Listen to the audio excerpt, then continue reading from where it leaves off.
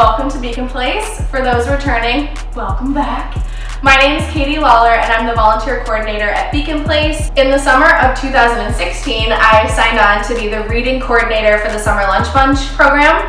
For 2 summers in a row, I came back for 2017, and then in 2018, January, I signed on to be a full-time employee as the volunteer coordinator. Hi, my name is Andrea Ramirez, and I am the Academic Enrichment Manager here at Beacon Place.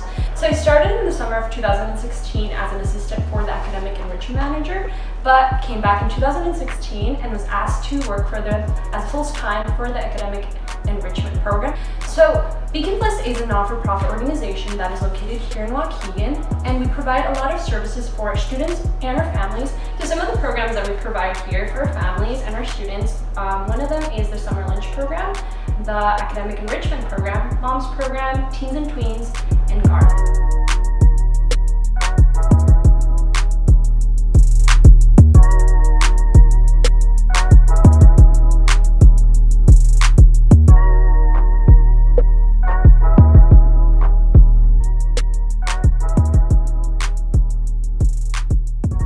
Now we're going to go over your daily routine when you come to volunteer for the Academic Enrichment Program.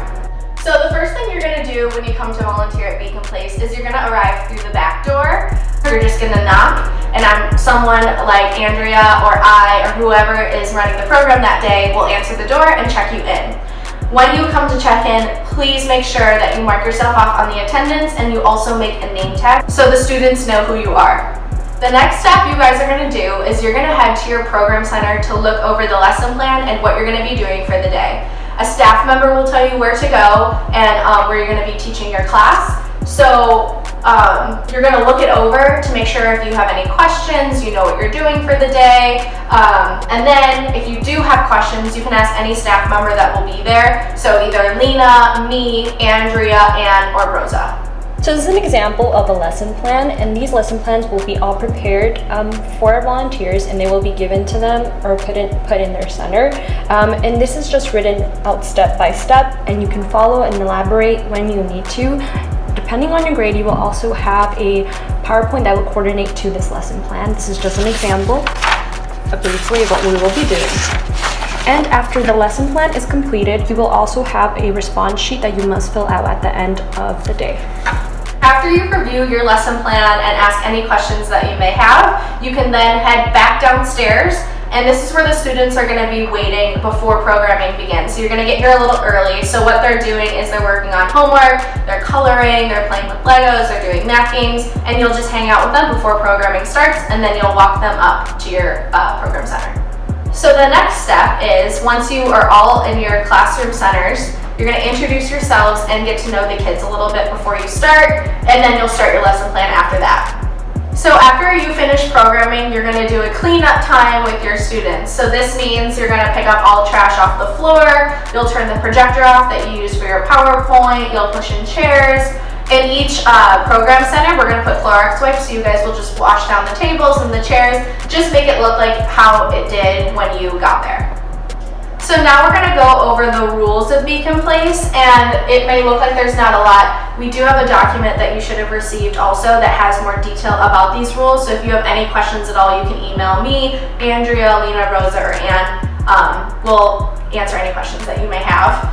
So the first rule is, again, come through the back door. It is a lot less chaotic when everyone's coming through the back door, and it also allows me to check everyone in and know that all volunteers are here.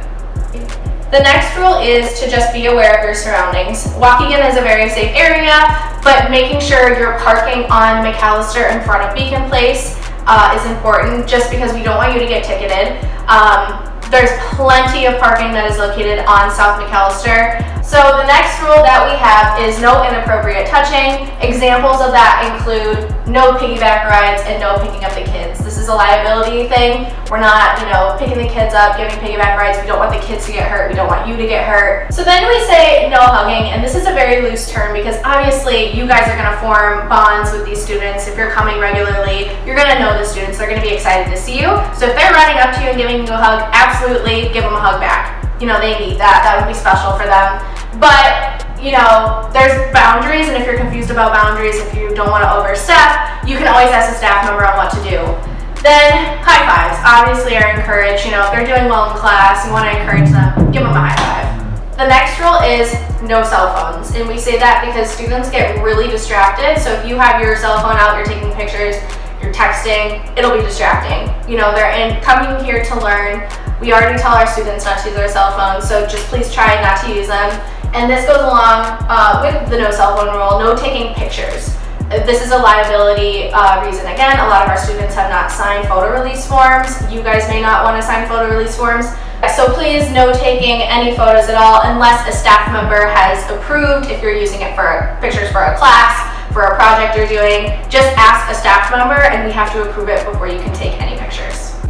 The last rule that we have is it is appropriate to tell students to behave. So if you see a kid that's goofing off, not paying attention, you know, being rude to a fellow student or, you know, something like that, you have every right to intervene, to tell a student when to behave.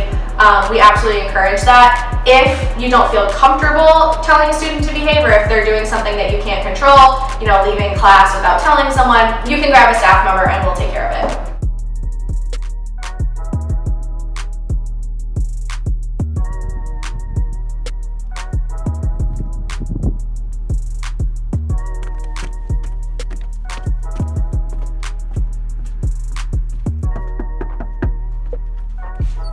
Hello, welcome to Beacon Place. Come on in. This is the back door where you guys are gonna come in, and as you can see, you're gonna go right to the kitchen. This is where volunteer check-in is.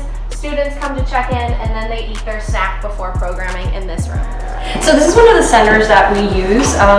Normally the students, after they are done snacking, they come in here, they do homework, they play games, and they wait for them to be called to go to programming. Going up to the second floor, we also have other programming centers. This one is for mainly our largest group, so it just depends on the day. It could be second, third, fourth, fifth. It just depends because some days we have more than others in each grade. So this is our library, and students can come in here, choose a book that they want, read, do their homework, be on the computers. Then this room is kind of a multi-purpose room. During the summer, we turn it into our intern room. We'll have computers, tables, stuff like that. You might use this room for tutoring, one-on-one, or it just depends on the day. It could be a program center. Now we're up on the third floor. This room is another classroom. As you can see, we're not set up yet, but it has tables, benches. We do a projector in here, kind of like the other rooms. This is another learning center that we have, and usually this room and that room as well are used for younger students. And this yellow building right over here is called our annex. We have 2 classrooms upstairs, and you're going to use that door to the far right to go upstairs to the 2 classrooms. This is the front of Beacon Place. I said previously, parking is available on McAllister in front of the Beacon Place house. So this is the street McAllister. You can park on either side. If you do park here, remember that you do have to go to the back of the Beacon Place house.